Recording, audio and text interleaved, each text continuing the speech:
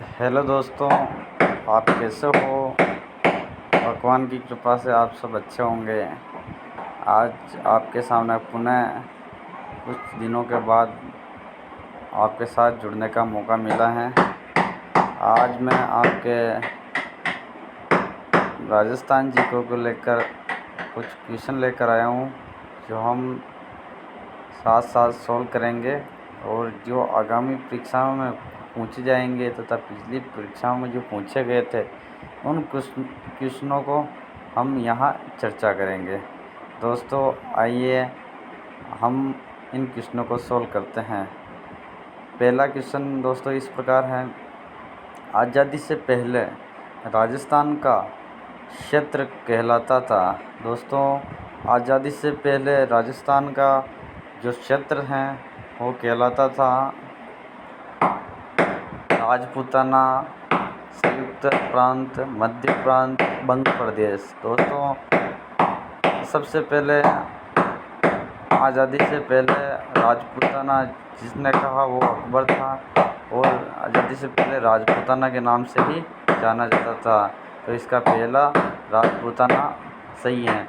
सबसे पहले राजपूताना राजस्थान नाम से राजस्थान को जाना जाता था।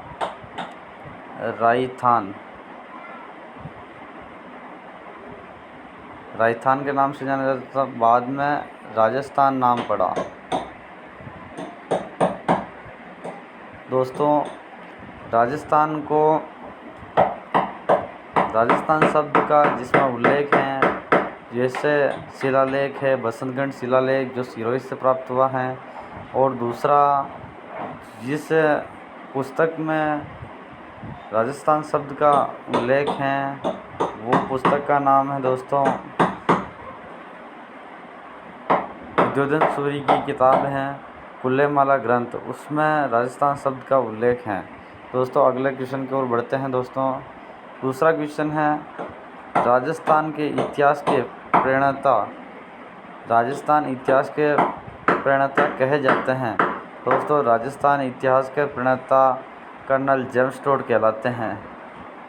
दोस्तों राजस्थान इतिहास के प्रणेता ये कर्नल जेम्स को कहलाते हैं। कर्नल जेम्स टोड ने the annals and antiquities of Rajasthan पुस्तक लिखी थी। उसमें राजस्थान की कुल 11 रियासतों का वर्णन किया था, और इन्हीं कर्नल जेम्स टोड द्वारा राजस्थान क्षेत्र में भ्रमण कर और राजस्थान का इतिहास लिखा गया था the anal and entity of Rajasthan पुस्तक में। तो इसका आंसर है ए दोस्तों, कर्नल जेम्स टोड। तीसरा क्वेश्चन है दोस्तों, राजस्थान में पाई जाने वाले ताम्रपाषाण संस्कृति। दोस्तों ध्यान रखें, ताम्रपाषाण मतलब तांबा, एक तो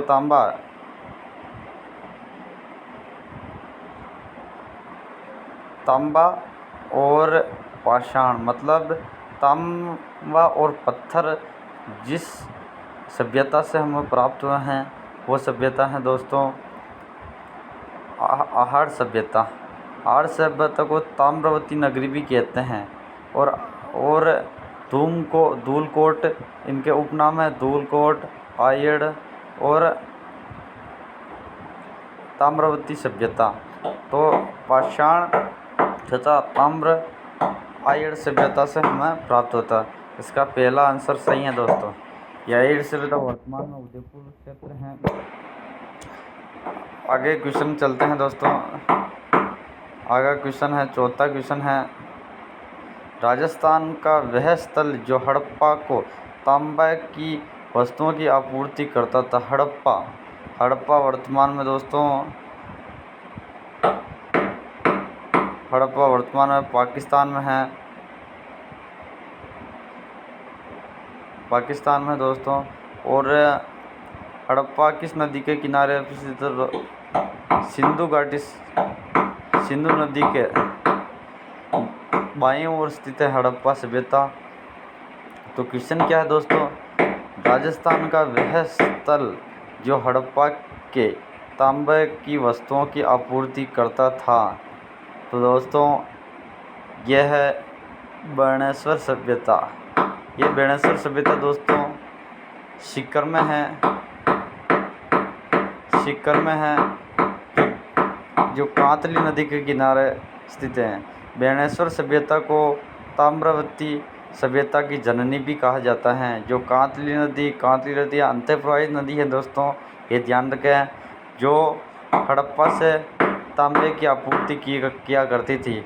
ये दोस्तों सामान्य जानकारी है इस बाणेश्वर सभ्यता और इस हड़प्पा सभ्यता के बारे में।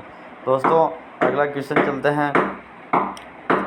राजपूताना शब्द के प्रथम प्रयोगकर्ता कौन थे? दोस्तों मैंने जैसे ऊपर वर्णन किया था पहले क्वेश्चन में, राजपूताना शब्द अकबर ने लिया था। अकबर ने राजस्थान कहा था।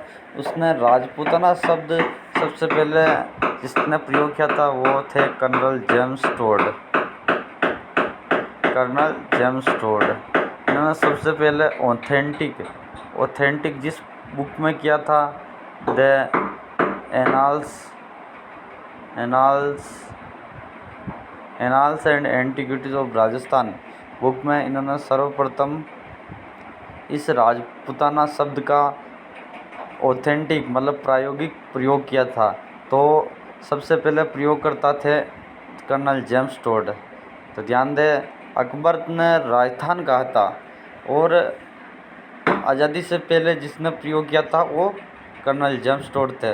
उनकी पुस्तक का नाम, इस annals and antiquities of Rajasthan का एक अदर नाम और है the central western state of Rajputana in India. इसका दूसरा नाम यह है। अगला क्वेश्चन छठा, राजस्थान के किस तल से कुंडहल रेखा के अवशेष प्राप्त हैं? दोस्तों ध्यान दें, कालीबंगा सभ्यता एक ऐसी सभ्यता है जहाँ से जुते हुए खेत के प्रमाण प्राप्त हुए हैं। जुते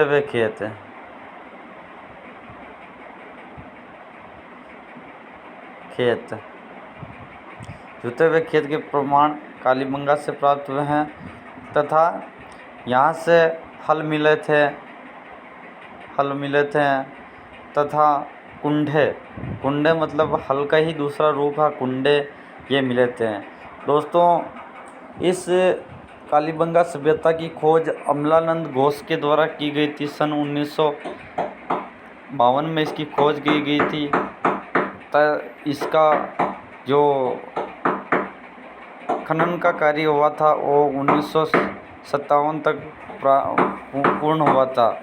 तो ये कालीबंगा, जिससे काली मतलब काला रंग तथा बंगा मतलब चूड़ियाँ, मतलब काले रंग की चूड़ियाँ, इस सभ्यता से जो प्राप्त हुई हैं वो हनुमानगढ़ में स्थित हैं, जो घग्गर नदी के किनारे, जिसको नाली व नट भी कहते हैं, उसके किनारे स्थित थी। दोस्तों ध्यान दें, कालीबंगा सभ्यता राजस्थान में हनुमानगढ़ जिले में स्थित है। सातवां क्वेश्चन, अगला क्वेश्चन दोस्तों, राजस्थान से प्राप्त अशोक का बाबरू बेराट लघु शिलालेख संबोधित हैं। आम जनता को, पुरोहितों को, राजकीय कर्मचारियों को, इनमें से कोई नहीं। दोस्तों ध्यान दें, राजस्थान से प्राप्त अशोक का बाबरू बेराट लघु शिलालेख जो प्राप्त हुआ है वो सबसे पहले तो ये जयपुर से प्राप्त हुआ है। किससे प्राप्त हुआ? जयपुर बेराट की सभ्यता से प्राप्त हुआ है। जो इसमें संबोधित किया गया है वो राजकीय कर्मचारियों को संबोधित किया गया है। राजकीय कर्मचारियों को यह संबोधित किया गया कि राजकीय कर्मचारी प्रत्येक 4 साल के बाद अपने अपने क्षेत्र का दौरा करें, मतलब भ्रमण पे जाए, अपने क्षेत्र में जो भी प्रॉब्लम, जो भी समस्या हैं उनका सोल्व करें। यह अशोक के शिलालेखों में राजकीय कर्मचारियों को यह आदेश दिया गया था। दोस्तों आगे चलें। राजस्थान स्थित मत्स्य देश का एक राजा जो महाभारत युद्ध में युधिष्ठिर की ओर से लड़ा और वीर गति को प्राप्त हुआ। दोस्तों ये बहुत इम्पोर्टेंट क्वेश्चन है। राजस्थान के 2 ऐसे ज़िले हैं जो वर्तमान में बेराट सभ्यता और अलवर भरतपुर, ये 2 ऐसे ज़िले हैं बेराट जो वर्तमान में जयपुर स्थित हैं। जयपुर, अलवर, भरतपुर यह मत्स्य संघ का क्षेत्र हैं। ये मत्स्य संघ के क्षेत्र में महाभारत काल में इसका राजा हुआ करता था विराट। विराट इसका राजा हुआ करता था।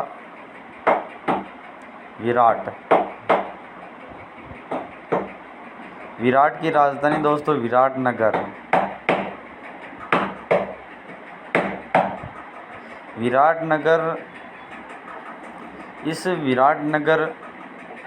इसकी राजधानी थी। इस विराट ने महाभारत युद्ध में लड़ा था कौरवों के विरुद्ध तथा ये वीर गति को प्राप्त हुआ था। दोस्तों ध्यान रखें, ये विराटनगर, इस विराट की एक पुत्री थी दोस्तों। इस विराट की एक पुत्री थी उत्तरा। इसकी विराट की एक पुत्री थी उत्तरा। उत्तरा का विवाह दोस्तों अभिमन्यु से हुआ था, अर्जुन का पुत्र अभिमन्यु। इस उत्तरा का विवाह अभिमन्यु से हुआ था और अभिमन्यु चक्रव्यूह में मारा गया था। तो क्वेश्चन था क्या दोस्तों, राजस्थान स्थित मत्स्य देश का एक राजा जो महाभारत युद्ध में युधिष्ठिर की ओर से लड़ा था और वीर गति को प्राप्त था, तो दोस्तों विराट। वो राजा कौन था? विराट। अगले क्वेश्चन की ओर बढ़ते हैं दोस्तों। 9वां क्वेश्चन, राजस्थान के अधिकांश भाग पर गुप्त वंश का आधिपत्य स्थापित करने वाला गुप्त शासक था। तो दोस्तों ये सबसे वेरी इंपॉर्टेंट क्वेश्चन है दोस्तों, ध्यान रखें। गुप्त काल में सर्वाधिक भूभाग का विस्तार करने वाला शासक था समुद्रगुप्त। यह है समुद्रगुप्त बी ऑप्शन। समुद्रगुप्त ने सर्वाधिक अपने क्षेत्र का विस्तार किया था। इसी कारण इसे विंसेंट स्मिथ द्वारा इसे कहा गया था नेपोलियन, भारत का नेपोलियन। स्मिथ द्वारा कहा गया था नेपोलियन भारत का, समुद्रगुप्त के द्वारा। और समुद्रगुप्त ने बयाना भरतपुर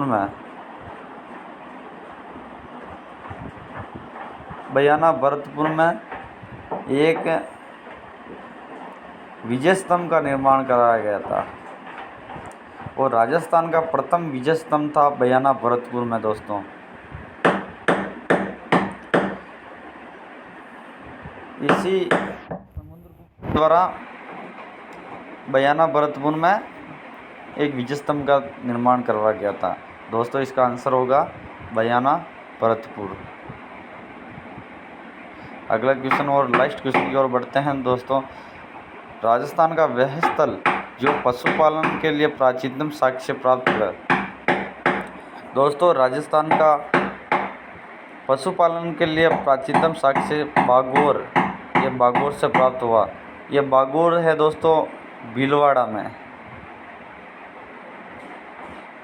ये भीलवाड़ा में कोठारी नदी के किनारे, कोठारी नदी। और दोस्तों कोठारी नदी पर बना हुआ मेजा बांध में भीलवाड़ा से संपूर्ण भीलवाड़ा में पेयजल की आपूर्ति मेजा बांध से होती हैं। इस मेजा बांध के किनारे स्थित है बागोर और बागोर में प्राचीनतम पशुपालन के साक्ष्य प्राप्त हुए हैं। दोस्तों ध्यान दें, प्राचीनतम पशुपालन के साक्ष्य बागोर भीलवाड़ा से प्राप्त हुआ। दोस्तों ये वीडियो आपको अच्छा लगा होगा तो आप इसे शेयर, कमेंट और इस चैनल को सब्सक्राइब करना ना भूलें। दोस्तों धन्यवाद, बहुत बहुत धन्यवाद।